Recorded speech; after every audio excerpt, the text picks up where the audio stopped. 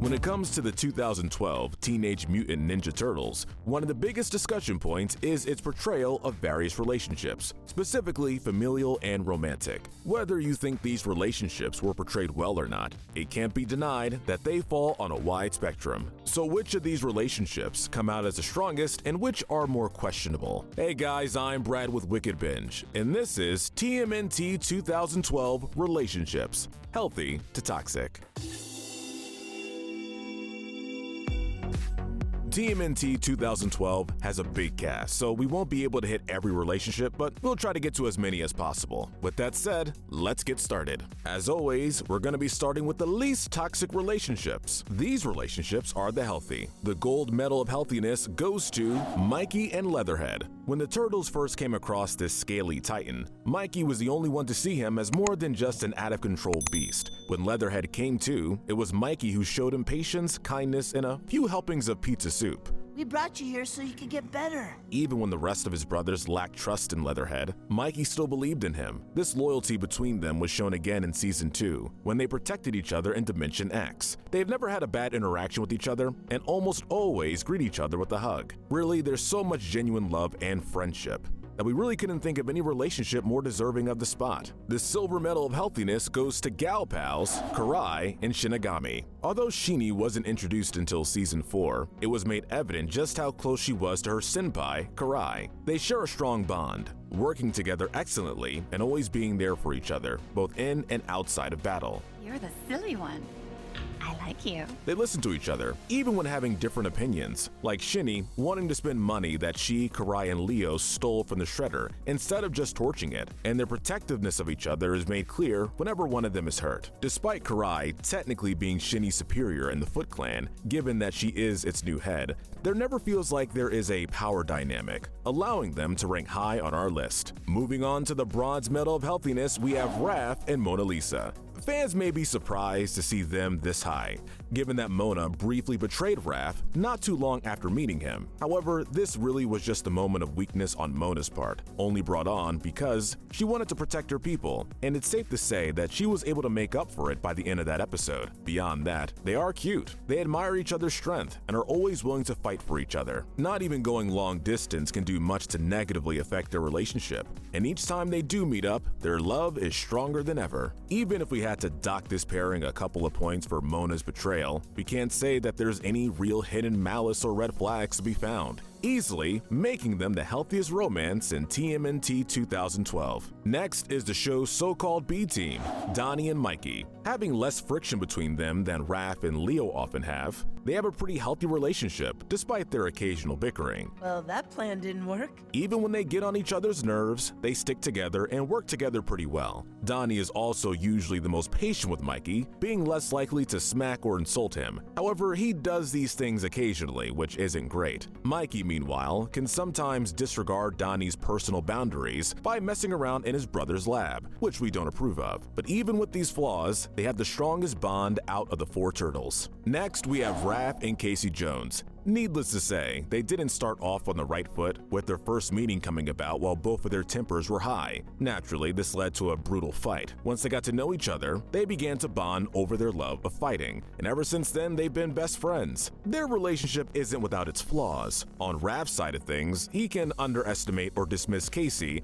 due to him not being a ninja like everyone else on their team. Really, Raph doesn't want his buddy to get hurt or do something stupid without having backup. Overall, it's easy to see why they managed to get along so well. Following them, we have Leo and Mikey. With Leo being the oldest turtle and Mikey being the youngest, it's easy for Leo to fall into an almost parental role when it comes to his orange brother. This is seen in the way Leo patches up Mikey when he gets hurt or how protective he is. While they may not hang out all the time due to their clashing personalities and mindsets, Leo still has a soft spot for his youngest brother. Mikey, in turn, also cares a lot about his oldest bro. This was best seen in just how concerned he got when he thought that Leo had been crying. It's a shame that we didn't see them bond more, but hey, that's what Rise of the TMNT is for, we suppose. What brings this relationship down a bit, however, is how Leo can sometimes be dismissive of Mikey due to how he sees his youngest brother, like we see in the very first episode. Thankfully, this improves, so we can't take too many points away from this relationship. Next, we have Raph and Spike, aka Slash. Starting off as owner and pet, Spike served as Raph's confidant. Raph, in turn, was incredibly protective of him as well as affectionate. Unfortunately, when Spike was mutated into Slash, all the venting about his brothers ended up biting Raph in the shell, when Slash decided that his buddy was better off without the other turtles. We'll be the ultimate ninja team. When Raph confronted him about this, Slash showed that he was willing to beat up Raph if he refused to get out of his way. But even after they fought, Raph still showed concern for Slash and worried about him when he learned that Slash had formed a partnership with the Neutralizer, showing that he still considered Slash to be a friend, despite the betrayal. This love for his former pet paid off in the end, and they were able to remain friends and allies, as Slash took the time to improve himself and make up for his mistakes, eventually becoming the leader of the mighty Mutanimals. In a way, they're sort of like Mikey and Leatherhead, just with a bit more violence at the start. Finishing off the healthy, we have Bebop and Rocksteady. Back when they were humans, they were, at best, willing allies with a bit of not-so-great history. After their mutation, however, they ended up forming more of a partnership and even a friendship after a while. Although they would still be snarky, they worked together well, and even started living together at one point. Where their friendship truly got a chance to shine was in the three-part series finale with the 1987 Turtles, where their great teamwork was essentially what both nearly doomed and saved the world. Rocksteady even offered Bebop a hug when the latter was feeling unsure of the 87 Shredder's plan. Do you want hug? They may have been villains for most of this incarnation's run, but they were still one of the show's best bromances. Next, we're gonna list some of the relationships that fall more in the in-between, where we don't think they're completely bad but still feel like they can use some work. Welcome to the gray area. Starting off this section, we have April and Casey Jones. It's the first half of the Casey-April-Donnie love triangle, and it definitely feels like the healthiest, even if there are still plenty of flaws.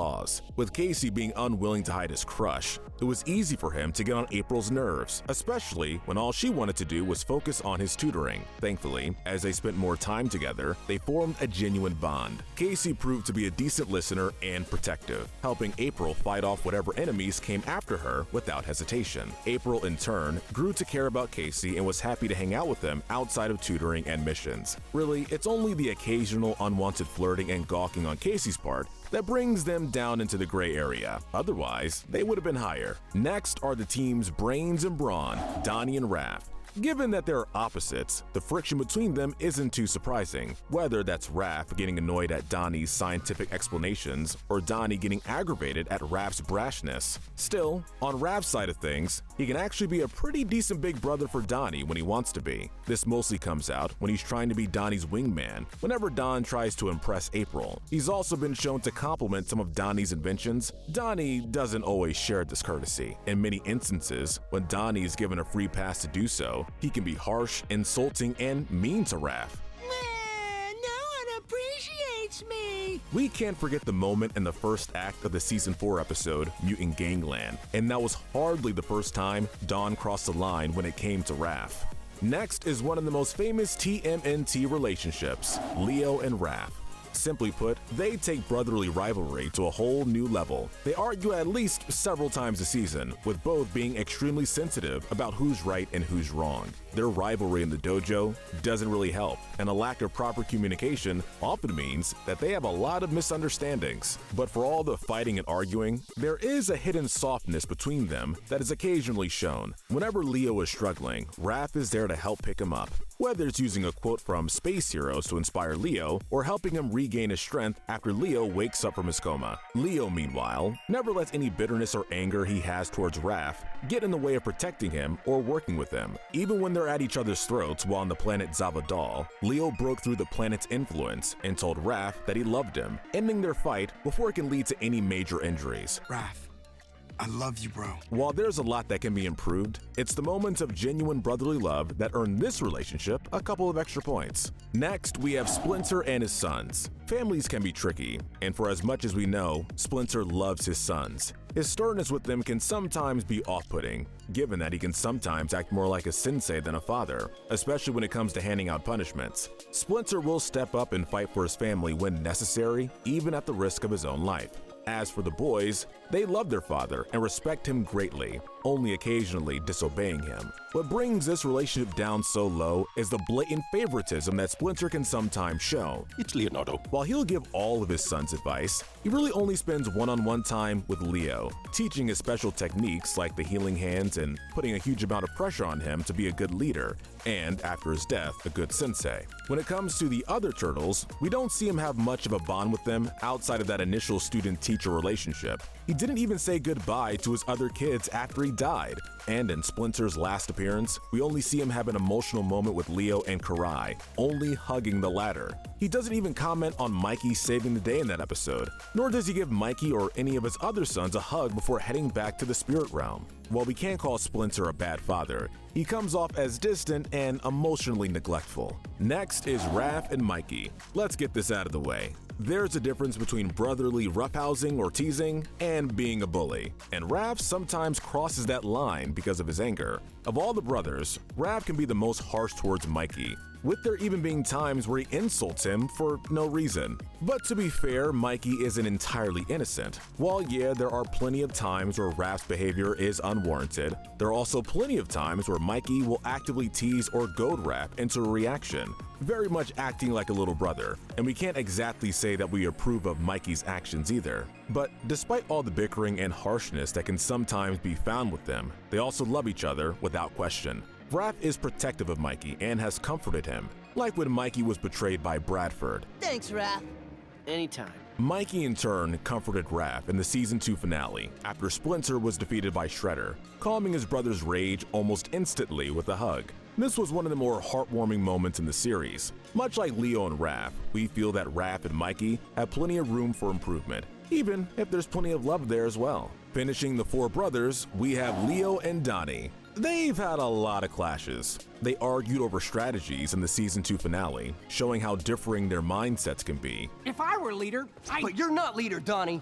I am. Their next clash comes when Leo tells Donnie that he's not working hard enough on the retro mutagen, which Donnie naturally sees as both unfair and infuriating. Finally, when Donnie wants to take revenge on Don Vizioso for nearly killing him, Leo doesn't take the time to talk about Donnie's feelings and instead tries to use his older brother authority to force Donnie out of his revenge mindset, which leads to Donnie getting angrier. What hurts their ranking is their relationship outside of their fights. Leo and Don don't really hang out or have very many positive interactions like we see with some of the other brother relationships. For these reasons, we had to place them on the lower half of our list. Next, we have Donnie and April. Certainly one of the more awkward relationships in the 2012 series. The moment that Donnie first saw April, he fell for her hard and made this fact pretty clear. While they were able to develop a genuine relationship, we still had to cringe at some of Donnie's more possessive moments. From spying on her and Casey to calling her things like my April and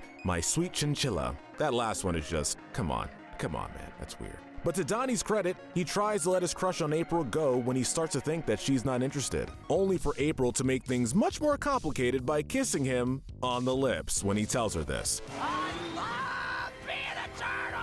Now, some fans have argued that, similar to Aang and Katara from Avatar: The Last Airbender, April might have liked Donnie back, but just didn't want to pursue an actual relationship because they were in the middle of a war with the Krang and the Shredder. And hey, that's totally understandable. We just feel that April could have done a better job communicating this by using her words instead of simply confusing Donnie even more with a kiss. Overall, while they may be good friends, any potential romance between them has been shown to be incredibly messy.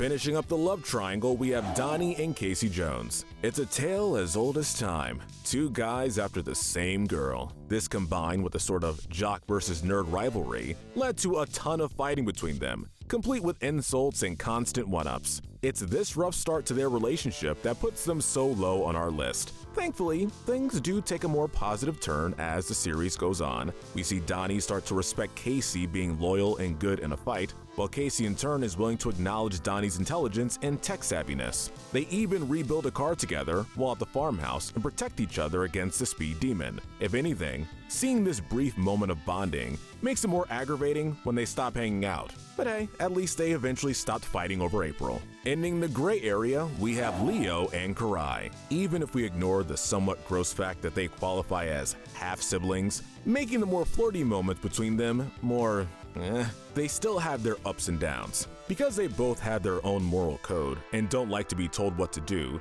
they often debate and clash with each other. Karai may have helped save Leo and the other turtles from time to time, but she wasn't afraid to be manipulative or to briefly betray them for her own needs. I trusted you! I know! Leo, meanwhile, just kept coming back, always trusting that Karai would make the right choices in the end, even when everything else about her said otherwise. We can respect Leo's loyalty to Karai and his belief in her having a good heart deep down, but given that this loyalty sometimes led him into making some dumb decisions, it's hard to see it as completely positive. Still, there's just enough good here to allow these two to stay out of the toxic tier. Just stay platonic. We have reached the relationships that have a long way to go, as well as the ones that maybe never should have been formed in the first place. These are the toxic relationships. Just outside the toxic podium, we have Bradford and Baxter Stockman. We wanted to isolate this relationship because out of all the henchmen that Shredder has, Bradford seems to have the most contempt towards Stockman,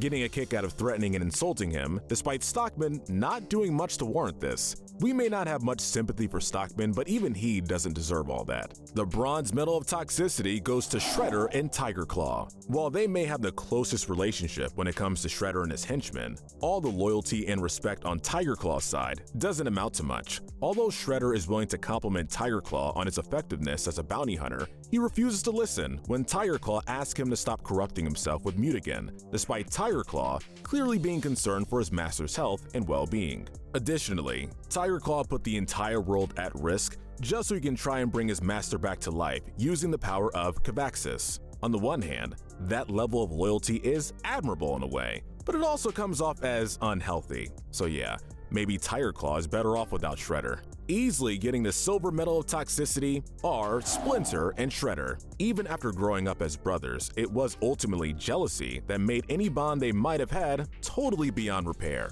Once he learned of his origins, Oroku Saki no longer had any respect for Yoshi, going so far as to try to kill his brother just so he can have both the Hamato Dojo and Tang Shen. What's more, Saki would continuously blame Yoshi for everything wrong in his life, never taking the blame for anything, not even things that were blatantly his fault, like Shen's death or Karai's mutation. In response, Yoshi would try many times to break through Saki's madness, even being willing to work with him during the Triceratons invasion, which what ultimately killed Splinter the first time. Not even the fate of the world was enough to quell Shredder's desires for revenge. And considering all the damage that Shredder managed to do after this point, we feel that Splinter is partially at fault for not just taking him out when he had the chance. It's safe to say that there isn't really much brotherly love left between them, but the only thing more toxic than a brotherly rivalry is a love built on nothing but lies and manipulation. The gold medal of toxicity goes to the father-daughter relationship between Shredder and Karai. Although the love he had for his so-called daughter was genuine at times, Shredder's love was never enough for him to put his mission of revenge aside, and really only saw Karai as part of that revenge. When Karai started learning the truth about her actual father, Shredder refused to let her go, resorting to holding her captive and even brainwashing her, before finally doing what he could to erase any feelings of love he had left for her, making it easier for him to kill Karai. Because apparently, if he couldn't have her loyalty, then no one could. It's arguably a more tragic relationship than Shredder and Splinter's, given that Karai did seem to love her fake father as a child, showing that even if their relationship was built on lies, there had still been some happy moments between them. But none of those implied moments could hold a candle to what the relationship ultimately became, turning into the most toxic relationship of TMNT 2012. Alright guys, that's it. Let us know in the comment section if you agree with our ranking, and tell us what we should cover next. Remember to hit that notification bell and binge more of our videos, but most importantly, stay wicked.